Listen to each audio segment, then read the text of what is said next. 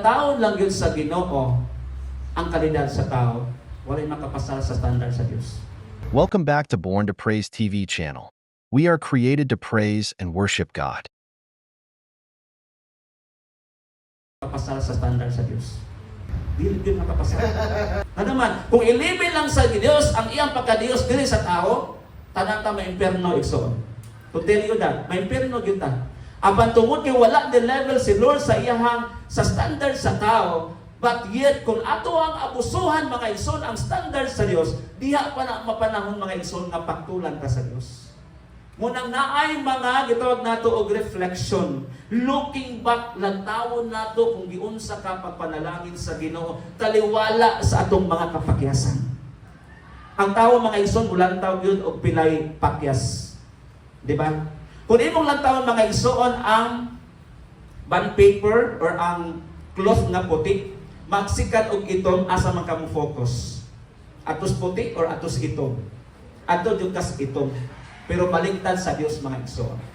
Iyang gi-focus ang imong totality, dili ang sala. Dili ang sala gi-focus sa Dios. Apan iyang gilantaw ang imong pagkaikaw. Munang naatay helper, si Jesus ang atong helper. Kaya nga naman, sa panahon nga kita masipya, naa si Lord nga muhatag nato trigger. Amen? Palakpakan nato sa Lord mga igsoon. Naay trigger sa Dios nga sa panahon nga mo palingon ta huyupon sa hangin madalata apan sa atong pagkapaling mga igsoon naa nagsagang nato ang gahom sa Ginoo.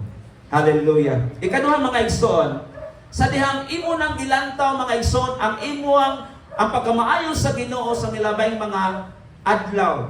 Ug niabot ta karon sa December 28. Pila na lang ka adlaw mga igsoon. 2026 mula pang nata sa 2025. So, ato anang unsa man ang imong standing karon?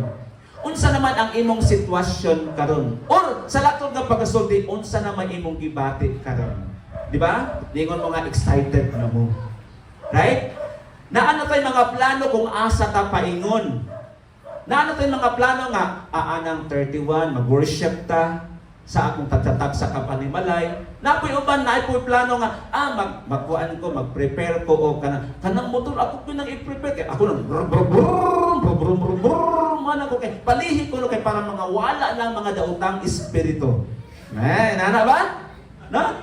Mo ba na atong standing karon?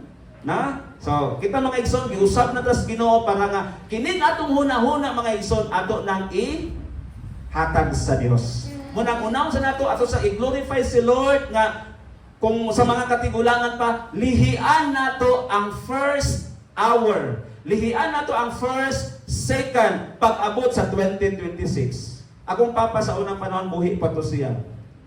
Kami galingaw namin dito og video kay. Pero siya tuwa dito sa gawas namunlay. Paano ko sa kadiya namunlay ko kay para pag-abot sa alas 12 magsige na kong pangguna hangtod sa tibok tuig. Sayop dili. Balik sayo pa. Ano naman? Sugod diya kasi ka pangguna. Sira ka pamunlay. Mas maayo pang masira kag dayon kog ampo. Amen.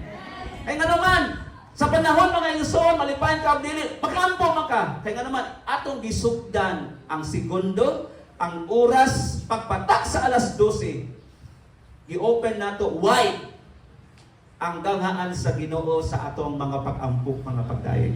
Amen! Hallelujah! Mo ba natong standing karon pag-prepare sa 2026? Amen ba?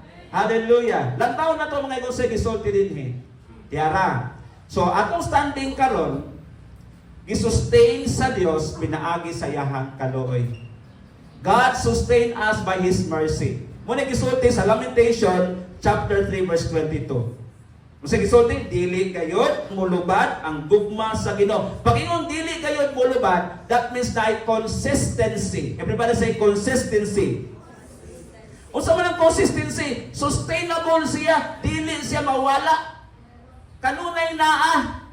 Amen. Dili mawala mga igsoon tungod kay ang iyahang pagbarog mga igsoon, wa siya nagbarog sa iyang kagalingon, nagbarog siya kauban ng gahom sa Dios. Hallelujah! God is good! And all the time! Tanawa, sa English version akong basahon. Because the Lord's great love, we are not consumed. For His compassions never fail. Igsuon, kung tinud-on tas Ginoo, mahurot kita. Apan tungod sa gugma sa Ginoo, hallelujah, wala nakahimo ang gugma sa Ginoo mo unay nakababag mga igsuon sa gahom sa kaaway aron mo penetrate sa atoa. We are not consumed. Wala ta mga igsuon na wala, no? Kung sa unang panahon masipyat ang mga tao, dili mo obey mga igsoon, mo disobey ang tao, makonsume sila pinaagi sa wrath of God, sa kaligod-god sa Dios. No? That's why ang Ginoo naa siya season. Sa season naa siya panahon mga igsoon nga iyang i-outpour ang iyahang wrath.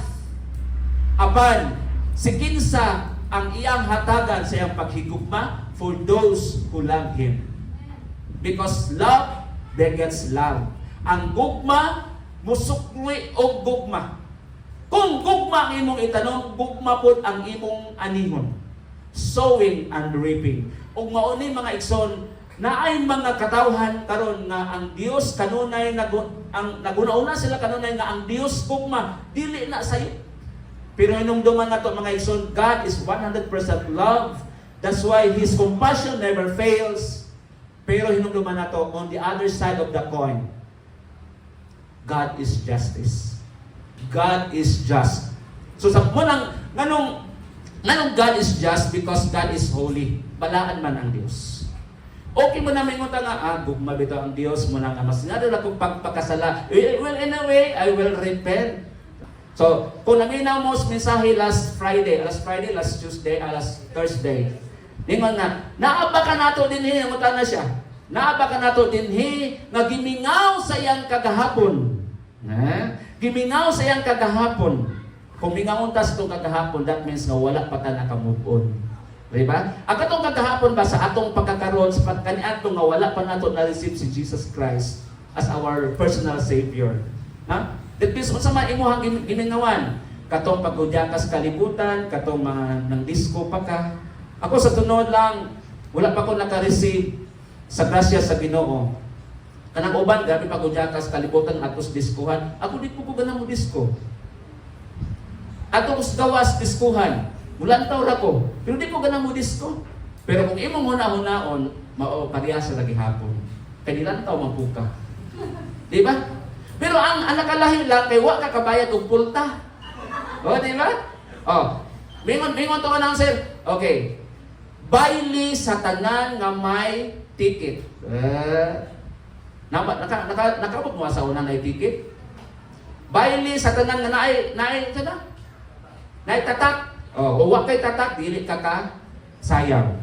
So imo na mga igsoon, pero kung imo una-unaon, maora part sa gyapon na sa imong kagahapon. Amen. Hallelujah. Pero ang gusto sa Dios mga igsoon, nasayod ingon siya dire, no? Sustained by God's mercy mga igsoon. That means na kanang gisustentuhan ka ba? Kanang sustento bitaw, di ba? Gihatag na sa Ginoo mga igsoon, bisan og wala nimo pangayua, gisustentuhan ka sa Ginoo. Ang sustain mga igsoon, always na siya. Kanunay nato na siyang badawat mga igsoon because mauna ang kinaiya sa Dios. From the word never fail, ang iyang pagkamanuluyon, ang iyang kaayo dili muundang. Ha? Kung ang kaayo sa Dios dili muundang, ang ato usab nga pag-alagad sa Ginoo, di pud nato putlon, di nato undangon. Bisag asa ta mo adto mga igsoon, remember gyud, itagaan ta kinabuhi sa Dios. Itagaan ta diyan kaluwasan para ma-exercise nato ang kaluwasan mga igsoon. Do not ayaw i-block mga igsoon ang pagkamaayos sa Ginoo tungod lang sa usa ka circumstansya. No? Ingon ang Psalms 1 verse 1. Ayaw paminaw sa tambag sa mga dautan, nimo awat sa mga gibuhat sa mga makasasala. Kay ganahan sila nga ila kang birahon gikan sa kahayag, gikan na betas kangit-ngit paingos kahayag. Ang status nato ron, ang standing nato ron mga igsoon na anatas kahayag. Amen. Pero dunay mga panahon nga tintalon ta. Gamiton sa kaaway mga igsoon Bisan kinsay gamiton sa ato aron nga mamarka sa atong kinabuhi nga mawala ta sa pagpangalagad sa Ginoo. But praise the Lord. Kung nanatay seed, nanatay pulong sa Ginoo, na ato anang nasilyuhan na ta sa balang espiritu, labi na kung nidawat ta sa balaang bautismo, ang Dios kanunay mag-remind sa ato. He will fix that day nga gi-destroy sa kaaway, then i-restore sa Dios mga igsoon. Hallelujah! I-restore sa Dios tungod kay iya lakas Ginoo. Amen.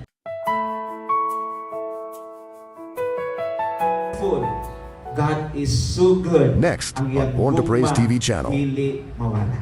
Dili mapakyas ang iyang gugma mga igsoon. Thanks for watching.